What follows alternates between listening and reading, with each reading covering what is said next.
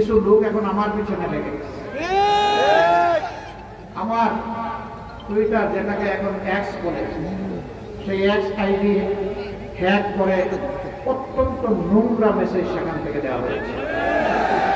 আমাদের IT team, cyber team খুব দ্রুত সেটাকে রিকভারি করে ব্যবস্থা নিয়েছে এবং পেয়েও গেছে যে কোন জায়গা থেকে কারাই কাজ করেছে। আশ্চর্যের বিষয়, একটি রাজনৈতিক সংগঠন এই সব কিছু স্পষ্ট হওয়ার পরেও এইটা নিয়ে তারা এখন ব্যবসা করছে। বন্ধুরা, মানুষ চিনে কে কাকে কিভাবে সম্মান করে। আপনারা ধন্যবাদ।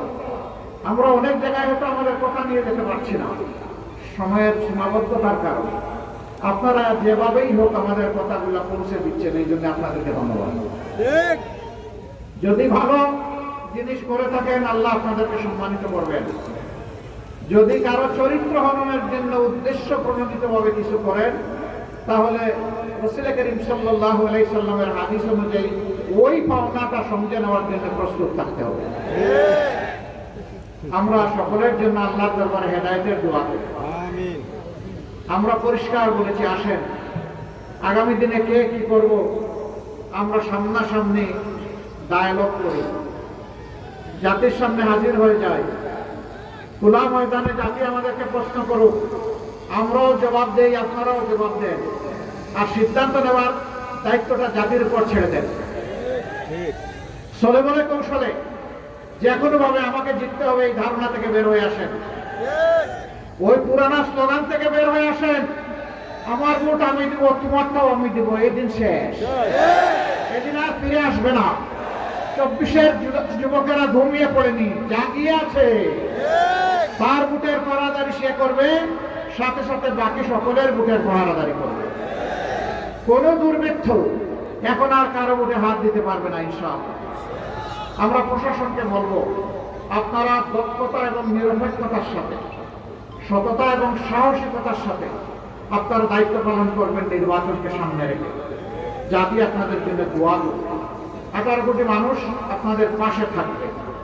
আপনারা মেহেরবানি করে কারো কোনো ডাইনবাদ কথা শুনবেন না।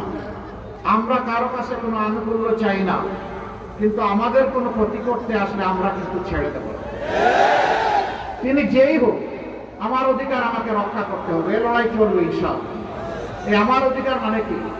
আমি আপনাদেরকে সাক্ষ্য রেখে পরিষ্কার বলছি, আমার অধিকার মানে এই দেশে মুসলমান, হিন্দু, বৌদ্ধ, খ্রিস্টান 18 কোটি মানুষের।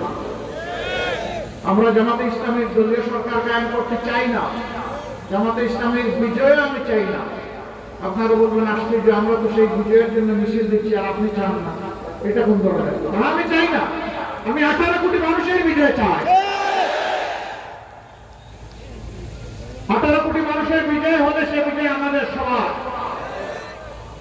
দল, গোষ্ঠী, পরিবারতান্ত্রিক রাজনীতির কোন বিজয় আমাদের কাছে নেই। বার্তা আমাদের অত্যন্ত পরিষ্কার। এই পথে পুরানা রাস্তায় যারা হাঁটতে চাইবেন, অন্ধকার গলিতে, তাদের রাস্তায় তারা হাঁটুক। আমরা সদর রাস্তায়, আলোকিত রাস্তায় হাঁটবো ইনশাআল্লাহ। আর জাতি আলোকিত রাস্তায় হাঁটবে।